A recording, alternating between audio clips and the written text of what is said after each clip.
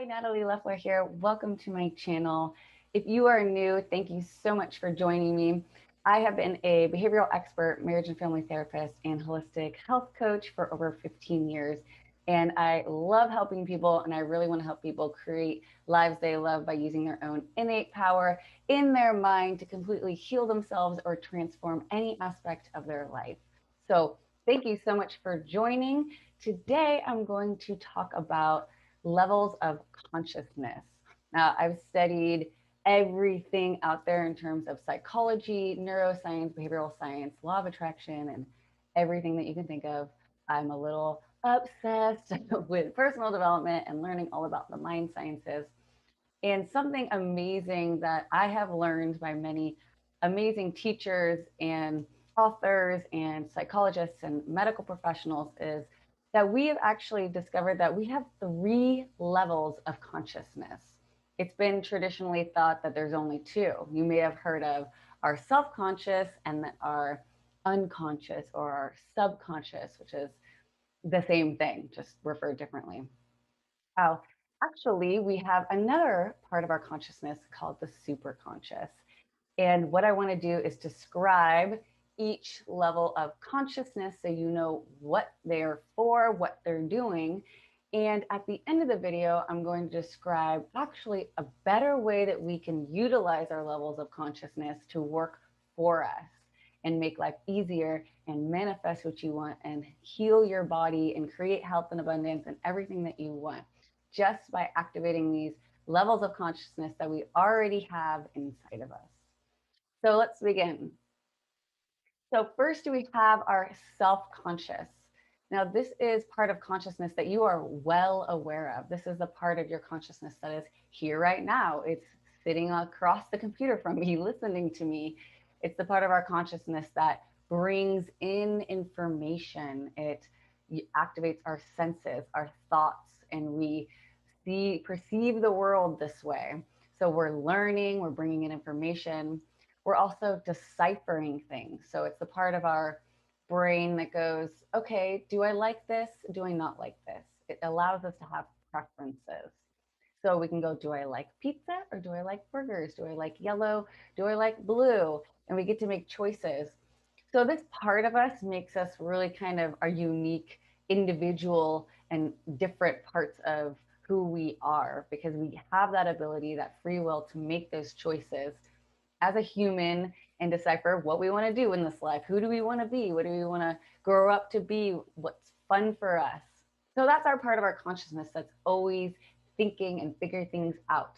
Now, that part of us is also ego driven. So sometimes it can be kind of on um, the part of us that can be a little negative because it has this good and bad aspect to it. It thinks some things are good and some things are bad. And so that can get a little haywire sometimes and it can overjudge things and it can overjudge our own self and it can overjudge others. So that's the part of ourselves that sometimes you've heard as called the ego part of us. But actually, there's an ego part of us that kind of lives in the unconscious too. But for the most part, it's that part that really cares about things. It really cares about your looks and your status and things like that. So that's the self-conscious. The self-conscious actually isn't even developed until we're four, maybe between 4 and 7. So it's not there when you're born. It develops as you become your own unique individual in life and start learning that you are a separate person and you have choices and you get to make those choices. So that's the self-conscious. The unconscious, as I like to refer to it, some people call it the subconscious, but some people also refer to the superconscious as subconscious. I know it can be confusing, but I refer to the next level of consciousness as the unconscious because it's kind of underneath. That's what it makes sense to me. And that part has been active since birth, actually, even before birth, right when the egg and the sperm get together, unconscious is there. So it's developing even when you're in the womb, pulling in information. The unconscious job is to store information for your safety. So it wants you to stay alive as long as possible. So it gathers information to make sure that you understand how the world works. It gathers information for efficiency so that you know how to do things. It's the part of us that helps make things automatic, our habits. It helps us ride a bike. It helps us drive a car. It's always paying attention and bringing in information, specifically what the self-conscious has deemed as important. Whatever the self-conscious is like, I need to know this. This is important information, and I'm learning it in repetition. The unconscious will bring that in. Or if the self-conscious has a very something big happen and there's kind of a big emotional attachment to it, then the unconscious will go, oh, that was really important. I'm going to log that in too. So that's why our unconscious holds beliefs and memories and habits and basically everything that we need to know, but we can't be constantly thinking about, right? Like you're not constantly thinking about how to breathe or, your heart's beating, but our unconscious, that level of consciousness is in charge of remembering how all of our body functions. So it's inside of us and our brain and what we know how to do outside of us. Very, very important and intelligent part of our consciousness. So our unconscious, like I said, it's all about survival and safety, bringing in information, making sure that we know, okay, that hot stove is dangerous. It hurts when we touch it. Don't touch it again. Or maybe going out on the edge of a cliff could be dangerous. You can fall. Sometimes it logs in things like, oh, I was doing a speech in front of kids and they all laughed at me, and now I never want to speak in front of people again. So that's where fears and phobias are kept as well. It's really just a memory. And then because something really emotional happened, your unconscious is now going to log that is not good. That's dangerous. That's not safe. So I'm going to make it a fear for you, a phobia to keep you from doing it. Now, I didn't say before, but I refer to it, but the self-conscious is really all about good and bad. It's the good and bad. It doesn't care about survival. It just cares about what's good. So sometimes that's why, again, that ego, oh, they're being egotistical, they're being selfish or something. It's like they're ego driven. It's because they want to have some kind of good experience because that's what its job is. So self-conscious starts at 4 till now. Unconscious starts at 0 till now.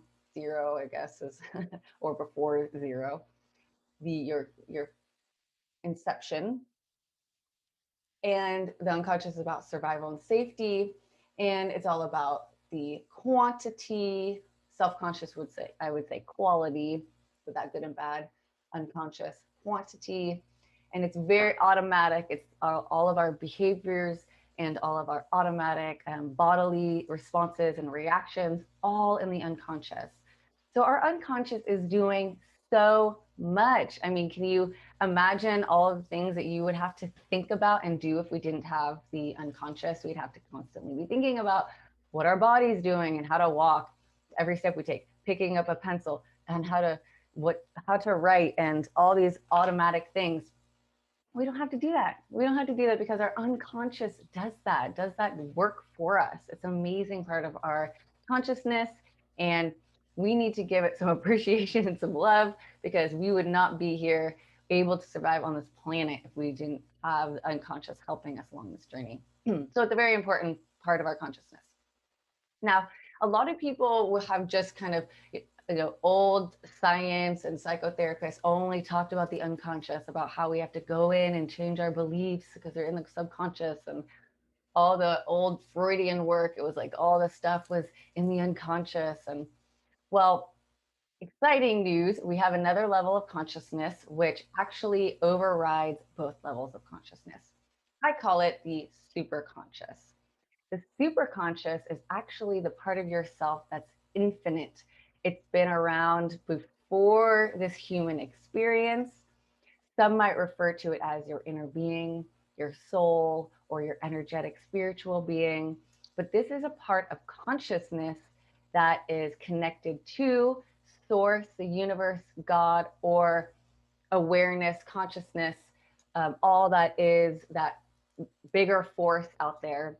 Your super conscious is connected to that because that is a part of your eternal being. And that part is, I like to call it the architect part of you.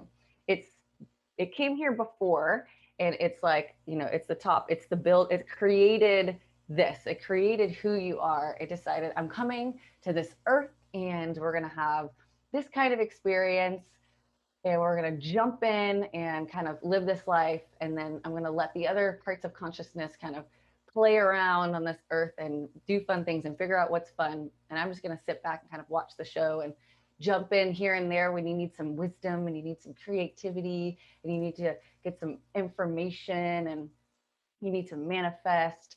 That's where the superconscious comes in. So the superconscious is all about just experiences. It just is sitting back and just watching the show. It doesn't know good or bad. It's not about survival or anything because it's infinite and never dies anyways. It just wants to have this fun human experience. So the superconscious is just like, whatever, anything goes. It's all great. And the superconscious is connected to source or God or the universe, whatever it is that you want to refer to, that greater all awareness, consciousness, energy. And we can tap into that level of consciousness as well. You probably haven't heard of this or don't know how, but you actually do it all the time, because whenever you have a really good idea, that's where it comes from.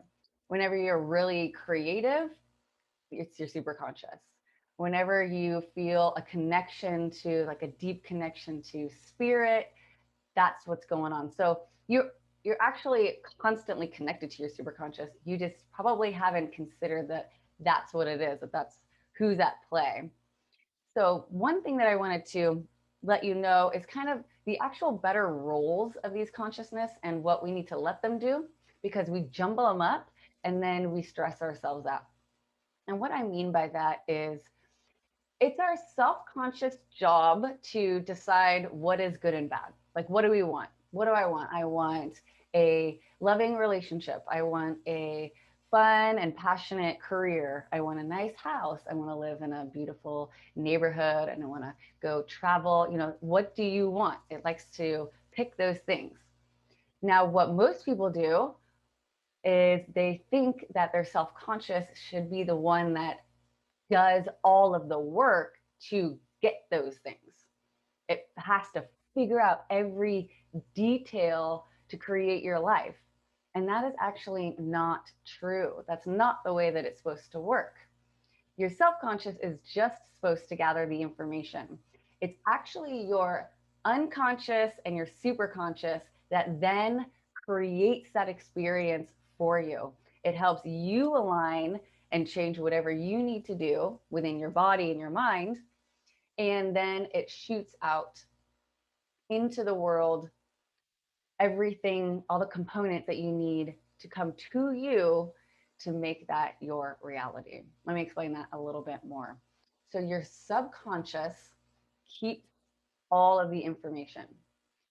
Every belief and event and experience that you've had is a collection that creates who you think you are, your identity. And as your identity, it goes, oh, okay, so this is who you are. I'm going to continue to give you the instructions to just keep living that identity. So whatever you've experienced, it literally just takes that information from the past and your beliefs, and it just will kind of regurgitate it day after day, which is why you just keep living the same things over and over and over again. Your unconscious believes, hey, whatever you've experienced in the past has kept you alive at this point. I'm not going to change anything. Your self-conscious might not like that. It might not like, hey, maybe I want to be able to give speeches. I don't want to be scared of giving speeches. Why am I scared of giving speeches? And unconscious is like, because that was traumatic and it's my job to keep you safe. So sometimes there can be discrepancies between these. And if you're not loving your life right now, if there's some things going on that you don't want, if you don't have enough money, if you don't have that relationship that you want, you don't have that health, then it's probably because there's instructions within your unconscious that's keeping that active, that's keeping that alive, whether it's beliefs that you still have, which is probably what it is. Um, and if you have a belief about that the world's not safe, that you'll never find love, that you're unhealthy, then those are the instructions it's hanging on to and then perpetuating in your experience. And it is projecting that out where your superconscious picks it up because your superconscious and your unconscious are connected. And your superconscious is the part of you that can see everything that you want and every way for you to get it, and that every path, every possible person, everything to bring it to you super easily. And it will do that. It will make all the components into your field, the field that's around you, the universe, and it will bring those components to you. That is how our consciousness works. Now, what happens is that we're not doing it correctly because we just keep feeding our unconscious negativity, old beliefs, and we're trying too hard to do everything ourselves. What we need to do is let go of figuring every single thing out. And all we need to do is give the instructions to our unconscious and let our unconscious and our superconscious do the work. That is how our consciousness really works. And once you learn how to do that, once you learn how to let go and utilize the unconscious, just like you do every day when you drive, ride a bike, brush your teeth, cook, you're already using your unconscious. You don't even know it. But now you're going to give it a new job. And I'm going to go more into the unconscious and how to utilize the power of the unconscious with the superconscious and manifest and create even more in another video, and I'll put it below. But what I want you to take away from this is I want you to start realizing that you have more levels of consciousness. You have 3, and you can start becoming more accustomed to interacting with these levels of consciousness. One of them is by what you do when you go to sleep. If you want to, you can ask your unconscious to give you information about the past, about memories, or anything that is in your subconscious. You also can ask your superconscious to give you information about anything that you have questions about because it knows everything. It is connected to all information. And so whenever you get insight, it's your superconscious. So one thing you can start doing is nightly is either ask your unconscious or your superconscious for information and notice what happens during your dreams. Notice what happens when you wake up, or maybe just notice what happens the next day when you're just working and your mind's drifting and suddenly you have an idea or a thought. That's it answering your questions. So I have a lot more to say on the unconscious and the superconscious, which I'm going to explain in other videos. But I just wanted to give you a quick wrap up of these 3 types of consciousness that we have. And it's very exciting because once you start utilizing the power of your unconscious and superconscious, you're going to transform your life. I have been working with the superconscious and I've created a program where I teach you all about it and I do something called a recode process. That's where I utilize my superconscious to connect with your superconscious and make very fast and effective changes in your unconscious. So all those beliefs and events, traumas and memories can be recoded, which means the emotion and the memory event is detached. So you will remember it, but you won't have the emotional attachment to it anymore. So it will no longer affect you. Imagine if you didn't have fears affecting you, trauma affecting you, breakups or disappointments, failures, limitations, um, things from the past, health issues. If none of those were affecting you, what kind of life would you be living? That is the power of utilizing the superconscious. And I do it in my coaching program, which I have information about below. So check it out. I have a free course and a couple of paid courses. So learn more about them. If you have any questions, please contact me. Let me know what you think about in this. Let me know about what your takeaway was with this video in the comment. When you comment, what do? You plug it into your brain, and that's how you retain and you learn. So for your own empowerment, comment below and give this video a thumbs up, and I really appreciate it. Please subscribe to my channel if you haven't already. I Love you so much for watching. Thank you, and I'll see you in the next video.